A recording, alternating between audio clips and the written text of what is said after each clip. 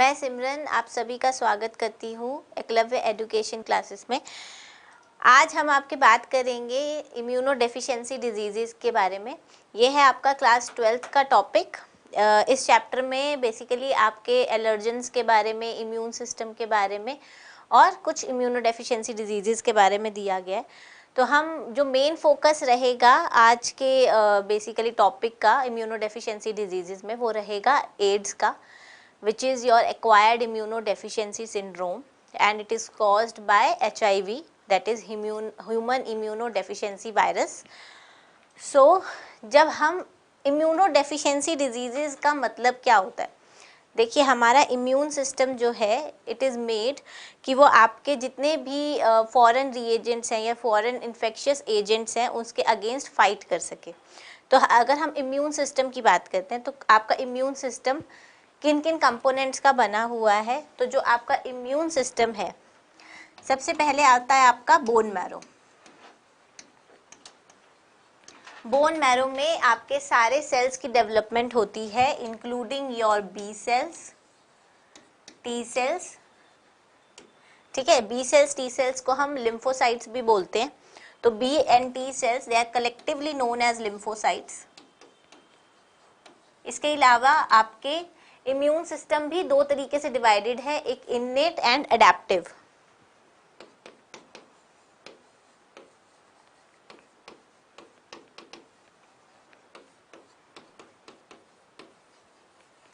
Innate and adaptive में क्या फर्क है कि जब भी कोई फॉरेन इन्फेक्शियस एजेंट आपकी बॉडी को पहले अटैक करेगा तो सबसे पहले आपकी जो बॉडी के फर्स्ट लाइन ऑफ डिफेंस आपके सेल्स है वो एक्ट करेंगे, जिसके अंदर आपके मैक्रोफाजेस आ जाते हैं,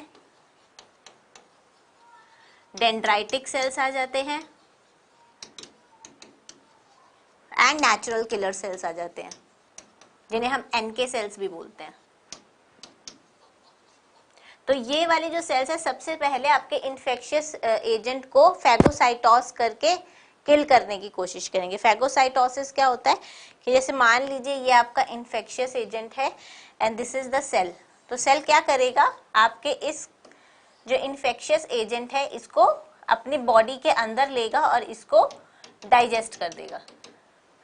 तो आपका इस तरीके का फैगोसाइटोसिस देखने को मिलता है। जो आपका फर्स्ट लाइन ऑफ डिफेंस है, जो आपके macrophages, dendritic cells and natural killer cells perform करते हैं, जो कि आपके जितने भी आपकी फर्स्ट जो आपकी मेम्ब्रेन है बॉडी की, they are lined with such kind of cells जो आपके इननेट डिफेंस मैकेनिज्म में काम करते हैं।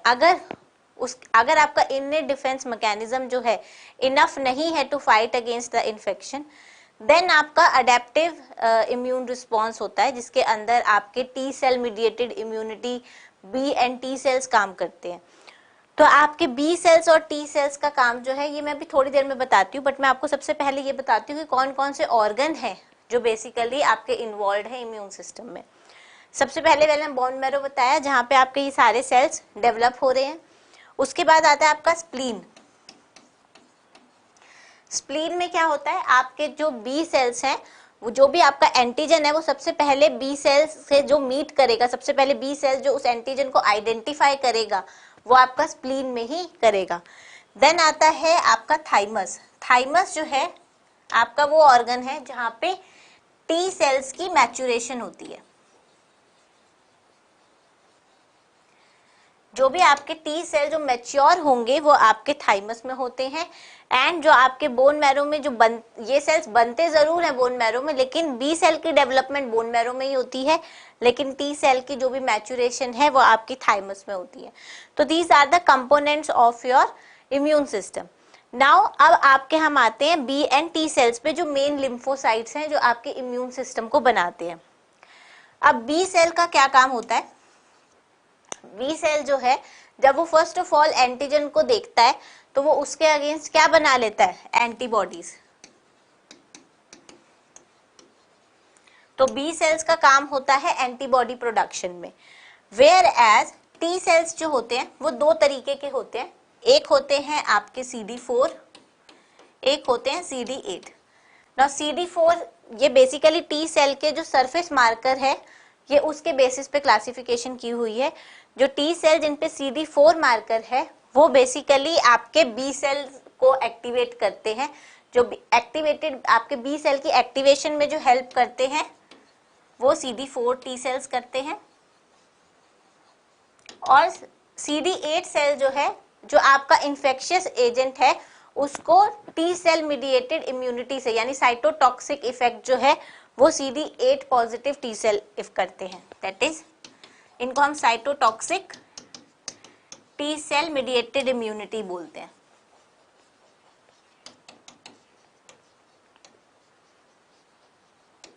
ठीक है, तो ये आपके दो इंपॉर्टेंट कंपोनेंट हैं। अब हम जब बात कर रहे हैं इम्यूनो डेफिशिएंसी डिजीजेस की, तो क्या होता है कि जो आपका इम्यून सिस्टम है वो कमजोर पड़ जाता है। कमजोर पड़ जाएगा तो क्या होगा, आपका जो भी इन्फेक्शियस एजेंट है आपकी बॉडी को इन्फेक्ट कर सकेगी। तो HIV में बेसिकली क्या होता है, ये आपके इम्यून सिस्टम को ही अटैक कर देता है। जो HIV आपका एड्स जो है वो बेसिकली HIV वायरस से होता है। HIV virus is human immunodeficiency virus.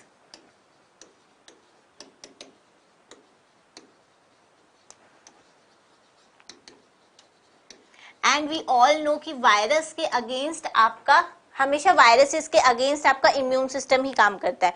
And bacterial infections के अगेंस्ट तो एंटीबायोटिक्स हैं जो हम ले सकते हैं एंड क्योर हो सकती है, लेकिन आपकी एंटीवायरल ड्रग्स है ही नहीं अवेलेबल मार्केट में। और ये जो पर्टिकुलर वायरस है वो सीधा इम्यून सिस्टम को ही अटैक कर देता है। एज आई सेड कि वायरस जो मीडिएटेड आपकी इन्फेक्शंस होती हैं वो आपका इम्यून सिस्टम खुद ही फाइट करता है। जैसे कॉमन कोल्ड है, वायरल है, तो क्या होता है अपने आप 4-5 दिन में चला जाता है। You don't have to take any medicine, बस आपको अगर फीवर है तो उसके लिए आप पैरासीटामोल ले सकते हो। इसी तरीके से ये वायरल डिजीज ऐसी है जिसके अंदर वायरस अब इम्यून सिस्टम को ही अटैक करेगा, तो इम्यून सिस्टम फिर कैसे वायरस को मारेगा। तो इस तरीके से ये जो वायरस है इसको आपका खत्म करना सिस्टम के लिए बहुत मुश्किल हो जाता है। तो क्या होता है कि ये वायरस आपके CD4 पॉजिटिव टी सेल्स को अटैक करता है। तो ये वायरस स्पेशली टी सेल्स जो कि CD4 पॉजिटिव टी सेल्स हैं उसको आपके अटैक करता है। अब इसको अटैक करेगा तो अब आपके बी सेल भी एक्टिवेट नहीं हो पाएंगे। बी सेल एक्टिवेट नहीं हो पाएंगे तो एंटीबॉडीज भी नहीं बनेंगी। तो इस तरीके से आपके बी सेल का रिस्पॉन्स भी कम हो गया और टी सेल का रिस्पॉन्स भी कम हो गया। तो ओवरऑल इम्यूनिटी बॉडी की 0 हो गई। तो ऐसे में क्या होता है कि आपकी बॉडी जो नॉर्मल आपको इन्फेक्शियस एजेंट, आपको रोज की डेली लाइफ में इतने ही इन्फेक्शियस एजेंट आपके एयर में प्रेजेंट है, आपको सबसे इन्फेक्शन नहीं होती है। लेकिन जब आपको एड्स का वायरस यानी HIV इन्फेक्ट करता है तो यू बिकम प्रोन टू ऐसी डिजीजेस जो आपको अदरवाइज होंगी भी नहीं। ऐसी डिजीजेस जिसके अगेंस्ट आपकी बॉडी जो है खुद ही आपका इम्यून सिस्टम जनरेट करके आपको उसको खत्म कर देती है, कोई सिम्टम्स आते ही नहीं है। ऐसी बीमारियां जो है जो आपको नॉर्मली नहीं होंगी वो सब होने लग जाएंगी अगर आपके इस वायरस ने अटैक किया, क्योंकि इस वायरस के अटैक करने से आपका इम्यून सिस्टम बिल्कुल खत्म हो जाता है, आपका 0 हो जाता है। सो इसीलिए आपका एड्स जो है इट इज वेरी इंपॉर्टेंट कि से स्पेसिफिक ड्रग्स हों जो आपके इसको अटैक कर सके। नाउ इसके लिए क्या टेक्निक्स है इसे क्योर करने के लिए वो भी हम देखेंगे, बट सबसे पहले हम ये देखते हैं कि ये वायरस अटैक कैसे करता है। तो ये जो है ये बेसिकली आपकी लाइफ साइकिल है। तो फर्स्ट प्रोसेस क्या है कि ये आपका वायरस है, सबसे पहले तो ये आपके सेल की मेम्ब्रेन को बाइंड करेगा। और ये कौन से सेल्स को बाइंड कर रहा है, CD4 cell, CD4 T cells. T cells के अंदर जो आपके CD4 पॉजिटिव सेल्स हैं उन सेल्स को आपका ये वायरस इन्फेक्ट कर रहा है। तो जैसे ही ये वायरस आपका इन्फेक्ट करने के लिए क्या करेगा, सबसे पहले जो प्लाज्मा मेम्ब्रेन है उस पे बाइंड करेगा। जैसे ही बाइंड करेगा तो इसकी फ्यूजन होगी, यानी ये आपका इस तरीके से जो भी अपना न्यूक्लियर कंटेंट है वो आपका इसका सेल के अंदर आ जाएगा सेकेंड स्टेप में। देन क्या होगा, अब इसका जो जेनेटिक मटेरियल है वो क्या है, RNA। अब इस वायरस के पास रिवर्स ट्रांसक्रिप्टेज एंजाइम होता है। कौन सा एंजाइम होता है, रिवर्स ट्रांसक्रिप्टेज। जनरली हमने देखा है कि DNA से RNA बनता है, लेकिन रिवर्स ट्रांसक्रिप्टेज क्या करता है, RNA से DNA बनाता है। इसीलिए इसे रिवर्स ट्रांसक्रिप्टेज बोलते हैं। हमने जो सेंट्रल डॉगमा पढ़ा है उसमें क्या होता है, डीएनए से एमआरएनए बनता है और फिर एमआरएनए से प्रोटीन बनता है। लेकिन रिवर्स ट्रांसक्रिप्टेज एंजाइम क्या करता है, ये आरएनए से डीएनए बना देता है। तो इसीलिए अब आपके वायरस के पास रिवर्स ट्रांसक्रिप्टेज एंजाइम जो है इसके कोट में प्रेजेंट होता है। तो ये क्या करता है, आरएनए से आपका डीएनए बना देता है। जैसे ही आरएनए से इसने डीएनए बना दिया तो ये डीएनए फिर जो आपके CD4 में जो डीएनए है, जो आपका जीनोमिक डीएनए है, उसके अंदर इंटीग्रेट हो जाएगा। तो फोर्थ स्टेप हो गया इंटीग्रेशन। इंटीग्रेशन में क्या होगा, जो जीनोमिक डीएनए है उसमें वायरल डीएनए इंटीग्रेट हो जाएगा। अब जैसे ही वायरल डीएनए इंटीग्रेट होगा तो जैसे ही आपके डीएनए में डीएनए से एमआरएनए बनता है, एमआरएनए से प्रोटीन बनता है, वैसे ही जो आपके वायरस के प्रोटीन्स है वो भी बनने शुरू हो जाएंगे। तो वायरल प्रोटीन्स बनने शुरू हो जाते हैं, जिसकी वजह से पूरा नया वायरस आपके सेल के अंदर दोबारा असेंबल हो जाता है और वो फिर दोबारा उसकी कितनी ही कॉपीज बन जाएंगी जो दोबारा से आपके सेल से बाहर जाएंगी और सेल्स को इन्फेक्ट करेंगे। तो इस तरीके से जैसे ही वायरस एक सेल को इन्फेक्ट करेगा उसमें अपनी मल्टीपल कॉपीज बनाएगा और फिर दूसरे सेल्स को इन्फेक्ट करेगा। तो वायरसेस की क्वालिटी यही है कि वो बॉर्डर लाइन पे है लिविंग एंड नॉन लिविंग के। तो जब भी सेल के बाहर हैं they act as non living, लेकिन जैसे ही सेल के अंदर एक्ट करेंगे ये आपके खुद के डीएनए के अंदर इंटीग्रेट कर लेते हैं अपने जीनोम को, एंड देन ये अपना पूरा वायरस फिर से बना के और दूसरे सेल्स को फिर इन्फेक्ट करना शुरू कर देते हैं। तो this is the main problem of the virus. तो इस तरीके से ये आपका जो वायरस है ये आपके CD4 पॉजिटिव टी सेल्स को इन्फेक्ट करता है, and because it is infecting CD4 T sales जो कि आपके इन्वॉल्व है इम्यून सिस्टम में, तो इसीलिए आपका इम्यून सिस्टम जो है वो वीक पड़ जाता है। क्योंकि अब आपके टी सेल की वर्किंग क्या हो गई, लो हो गई। अब टी सेल्स ही आपके CD4 टी सेल्स ही बी सेल को एक्टिवेट कर रहे थे। अब इसकी वजह से बी सेल की एक्टिवेशन भी लो हो गई। अब आपके टी सेल का भी रोल कम हो गया, बी सेल का भी रोल कम हो गया, तो आपका इम्यूनिटी जो है वो कॉम्प्रोमाइज हो जाती है। तो इसको, इस स्टेट को हम इम्यूनो डेफिशिएंसी कहेंगे, क्योंकि यहाँ पे आपका immune system becomes very very low. Now symptoms क्या है, देखिए HIV से इन्फेक्ट होना एंड एड्स का डेवलप होना दो अलग चीजें हैं। क्योंकि HIV जो है काफी देर तक डोरमेंट रह सकता है, यानी ऐसा इसका आपका बेसिकली वेटिंग पीरियड होता है कि यह काफी देर तक सेल के अंदर लेटेंट ही रह सकता है, and then it can proceed into the outcome of AIDS. तो सिम्टम्स क्या है आपके एड्स के, देखिए आपको सबसे पहली बात तो यही है कि आपको ऐसी बीमारियां होंगी जो आपको जनरली होती ही नहीं है, क्योंकि आपकी बॉडी ऑलरेडी उनसे कैपेबल होती है फाइट करने के। तो सबसे पहले आपको फीवर रहता है like any other viral infection, then muscle and joint pains रहते हैं, देन फीवर के साथ आपको ठंड लगती है, हेडेक्स होना, सोर थ्रोट, नाइट में स्वेट्स आना, बॉडी में रेड रैशेस होने लग जाते हैं, माउथ आपका बहुत ड्राई रहता है, टायर्डनेस फील करते हैं, एंड आपके जो लिम्फ ग्लैंड्स हैं वो आपके स्वॉलन हो जाते हैं। आपकी जो लिम्फ नोड्स हैं वो आपकी स्वेल करती हैं, there is a swelling in lymph nodes. Then weakness feel करते हैं, वेट लॉस होता है, फ्रीक्वेंट डायरिया होने लगता है, एंड आपका पर्सन जो है धीरे धीरे आपका बहुत सारी बीमारियां उसे लगने लग जाती हैं।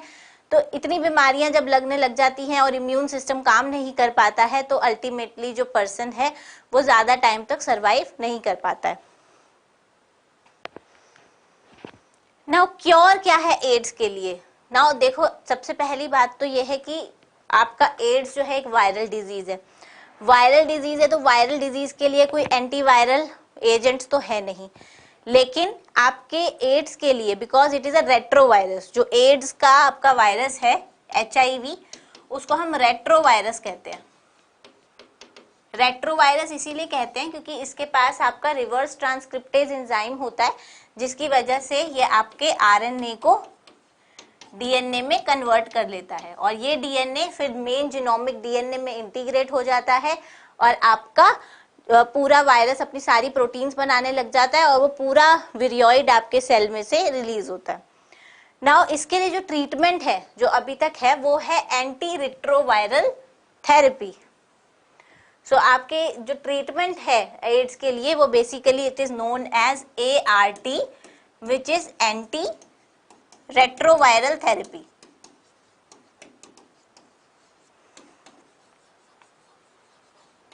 एंटी रेट्रोवायरल थेरेपी में ऐसी मेडिसिन दी जाती हैं जिसमें बेसिकली जो आपका रिवर्स ट्रांसक्रिप्टेज एंजाइम है उसकी एक्टिविटी को ब्लॉक किया जाता है।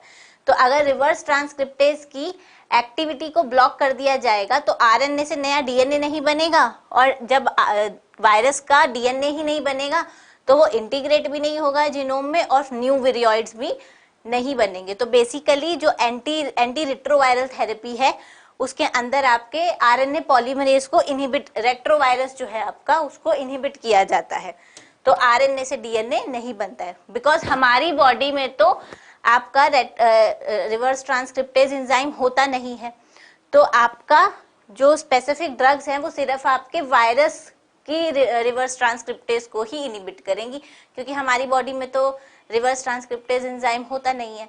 तो इस तरीके से आपका वायरल आरएनए से डीएनए बनना इनहिबिट हो जाएगा और आपका डीएनए फिर इंटीग्रेट भी नहीं होगा एंड ना ही नए विरियोइड्स बनेंगे। तो इस तरीके से आपकी एंटी रिट्रोवायरल थेरेपी जो है वो आपकी काम आती है। बट इसमें भी detection at early stage is very important. अगर आपका HIV बिकॉज आई सेड कि बहुत टाइम तक लेटेंट रहता है तो अगर आपने उस टाइम तक इसे डिटेक्ट कर लिया तो आप एंटी रिट्रोवायरल थेरेपी से उसको कंट्रोल कर सकते हैं। लेकिन once it has proceeded to AIDS then बहुत मुश्किल हो जाता है इसको कंट्रोल करना। नाउ एज आई सेड कि इसके अंदर एंटी रिट्रोवायरल थेरेपी दी जाती है जिसके अंदर आपके कॉम्बिनेशन ऑफ बेसिकली ड्रग्स होती हैं जो आपके ट्रीट करती हैं HIV को एंड जो ART है वो आपकी जिंदगी बचा सकती है बट ये क्योर नहीं करती HIV को। ये कंप्लीटली आपकी बॉडी से HIV को इरेडिकेट नहीं करेगी लेकिन जो वायरस आपकी बॉडी में लेटेंट पड़ा हुआ है उसकी एक्टिविटी को इनहिबिट कर देगी ताकि वो स्प्रेड ना हो और सेल्स में स्प्रेड ना हो। तो आपकी लॉन्गिविटी प्रोलॉन्ग कर देती है लेकिन क्योर नहीं करती HIV। एड्स आपके क्योर नहीं है ये HIV के अगेंस्ट। ऐसा नहीं है ये बिल्कुल वायरस को इरेडिकेट कर रहा है, बस ये वायरस के कुछ एक्टिवेशन जो है उसको नहीं होने दे रहा ताकि आपके फ्रेश विरियोइड्स बने। सो इसके अंदर क्या है, इससे क्या होता है आपका ओवरऑल HIV का अमाउंट बॉडी में कम हो जाता है क्योंकि नए वायरसेस नहीं बन रहे हैं। देन अब और आपका रिस्क ऑफ ट्रांसमिशन भी कम हो जाता है क्योंकि आपका अमाउंट ऑफ HIV कम हो रहा है बॉडी में। देन आपका HIV से इन्फेक्शन जो है वो एड्स की तरफ नहीं बढ़ता है एंड आपका जो इम्यून सिस्टम है वो प्रोटेक्टेड रहता है ताकि वो बाकी इन्फेक्शियस एजेंट्स के अगेंस्ट काम कर सके। तो ये आपके कुछ फायदे हैं एंटी रेट्रोवायरल थेरेपी के जो एड्स के अगेंस्ट होते हैं। एंड इसके अंदर जनरल अवेयरनेस होना बहुत ज़रूरी है कि ये स्प्रेड कैसे होता है, इसको प्रिवेंट कैसे किया जा सकता है। ये सब आजकल बहुत ज़्यादा एक कैंपेन है जो चलता है जो हमेशा लोगों को एजुकेट करता है कि आपको क्या क्या प्रिकॉशंस रखने चाहिए ताकि आप इस वायरस से बच सकें। नाउ अनदर डिजीज जिसके बारे में हम थोड़ा सा देखने वाले हैं which is also immunodeficiency disease is SCID. SCID हम बोलते हैं कंबाइंड इम्यूनोडेफिशिएंसी सिंड्रोम। सिड का मतलब क्या है, severe combined immunodeficiency syndrome. Now basically इस बीमारी में पर्टिकुलरली क्या होता है, आपका एंजाइम होता है जिसे हम ADA बोलते हैं। ADA का मतलब हुआ एडिनोसिन डीएमिनेज। नाउ क्या होता है, ये एंजाइम जो है ये बेसिकली क्या करता है, आपका DNTPs ऐड करके आपका न्यू DNA बनाने में हेल्प करता है, स्पेशली इन लिम्फोसाइट्स। तो एडिनोसिन डीएमिनेज जो है इसका मेन रोल जो है लिम्फोसाइट पॉलीफरेशन में होता है।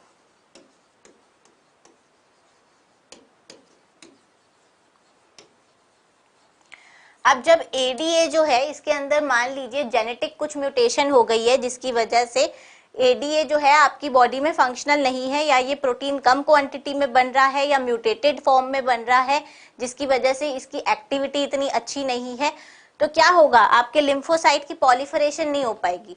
नाउ वी नो कि जब भी हमें कोई भी इन्फेक्शन होती है तो लिम्फोसाइट्स जो है वो अपना नंबर इंक्रीज करते हैं एंड आप to fight against a particular infection. Now जब एडीए में प्रॉब्लम होती है, आपका ये एंजाइम फंक्शनल नहीं होता है, तो क्या होगा कि आपके लिम्फोसाइट कोई भी इन्फेक्शन हुई तो पॉलीफरेट नहीं करेंगे। अब लिम्फोसाइट पॉलीफरेट नहीं करेंगे तो जिस एजेंट ने उसको इन्फेक्ट किया है उसको मारेंगे कैसे, तो इसी वजह से आपका इम्यून सिस्टम जो है वो लो पड़ जाता है, क्योंकि आपका लिम्फोसाइट पॉलीफरेट ही नहीं कर पाते because of the mutation in the enzyme which is ADA यानी एडिनोसिन डीएमिनेज। तो इस तरीके से आपकी ये जो सिड आपको डेवलप हो जाता है। तो सिड बेसिकली डेवलप होता है अगर आपके एडीए की डेफिशिएंसी है बॉडी में। सो आपका severe combined immuno deficiency syndrome होता है। तो इसके अंदर क्या होता है, जो पेशेंट होता है उसको वही चीजें हैं कि आपका इम्यून सिस्टम लो है तो आपको कोई भी इन्फेक्शन इजीली कैच कर जाएगी जो नॉर्मली लोगों को नहीं होता है। तो ऐसे पेशेंट्स को बिल्कुल स्टेराइल कंडीशन में रखा जाता है जहाँ पे बिल्कुल फिल्टर्ड एयर हो, जहाँ जिसके अंदर कोई माइक्रो ऑर्गेनिज्म प्रेजेंट ना हो। तो इसलिए जो आपका जो ये बीमारी है it is also a very threatful disease and ऐसे पेशेंट्स का जो लाइफ स्पैन होता है वो भी कम होता है, क्योंकि आपके कहीं पे भी जाओ आपके there lot of microorganism in the air but these people can not survive. ये सिर्फ स्टेराइल एनवायरनमेंट में ही सर्वाइव कर पाते हैं। नाउ इसको हम बबल बॉय डिजीज भी बोलते हैं सिड को, एंड बिकॉज जो विक्टिम्स हैं वो बहुत ही ज्यादा वल्नरेबल होते हैं, यानी वो बहुत प्रोन होते हैं इन्फेक्शियस डिजीज के लिए, इसीलिए इसको हम बबल बॉय डिजीज भी बोलते हैं, यानी जो बहुत ही ज्यादा सेंसिटिव हो टुवर्ड्स इन्फेक्शियस डिजीजेस। तो डेविड वेटर जो था, he was the one who used to live in sterile environment, क्योंकि उसको सिड था। He was the first person to develop SCID and he used to live in sterile environment. तो you can see कि किस तरीके से ये sterile chamber है जहाँ पे ही यूज्ड टू लिव। तो सारा जो भी कंडीशन है वो बहुत ही स्टेराइल रखी जाती थी ताकि जो भी आपके एयर में माइक्रो ऑर्गेनिज्म है वो इन्फेक्ट ना कर सके, क्योंकि इम्यून सिस्टम बहुत लो हो जाता है इसीलिए। सो सिड के अंदर आपका इम्यून सिस्टम जो है वो बहुत ज्यादा हाईली कॉम्प्रोमाइज्ड होता है एंड इट इज, हम ये भी कह सकते हैं बिल्कुल एब्सेंट होता है, क्योंकि लिम्फोसाइट की पॉलीफरेशन ही अफेक्टेड है। सो इस तरीके से आज हमने आपके एड्स देखा है एंड सिड का बारे में डिस्कस किया है। So now as we can see, अगर एक नॉर्मल इंडिविजुअल है जिसका इम्यून सिस्टम बिल्कुल हेल्दी है, उसके अंदर टी सेल्स होंगे, बी सेल्स होंगे जो आपके फाइट कर सकेंगे इन्फेक्शन के अगेंस्ट, तो आपका इंडिविजुअल हेल्दी रहता है। नाउ सिड जो पेशेंट है उनके अंदर क्या होगा, इम्यून सिस्टम जो है उसका इम्यून रिस्पॉन्स बहुत ही कम होता है, क्योंकि टी एंड बी सेल्स आपके एब्सेंट होते हैं, क्योंकि लिम्फोसाइट पॉलीफरेशन ही नहीं हो पाता है। तो जिस वजह से आपके ऐसे इंडिविजुअल्स जो हैं वो इन्फेक्शंस को फाइट नहीं कर सकते हैं and that's why these people are highly immunocompromised, और इनको ऐसी बीमारियां होती हैं जो नॉर्मली इंसान को शायद ना हो। सो इस तरीके से हमने आज आपके दो इम्पॉर्टेंट टॉपिक लिए हैं, आपके एड्स एंड सिड, जो आपके एग्जाम पॉइंट ऑफ व्यू से भी बहुत इम्पॉर्टेंट है और आपके जो नीट एग्जाम है उसके पॉइंट ऑफ व्यू से भी बहुत इम्पॉर्टेंट है। तो अगर आपको इससे रिलेटेड कुछ भी क्वेरीज हो, आप हमसे कभी भी कमेंट के जरिए पूछ सकते हैं, बिकॉज ये वीडियोस ऑफलाइन भी अवेलेबल हैं and you can join Eklavya education app, उसे आप डाउनलोड कर सकते हैं और वहाँ पे आपको ये लेक्चर प्लस सारे जितने भी क्रैश कोर्स हैं उसकी सारी इन्फॉर्मेशन मिल जाएगी। एंड फिर भी आपको कोई प्रॉब्लम हो तो आप इन नंबर पे कॉल करके अपनी क्वेरीज के बारे में पूछ सकते हैं। Thank you.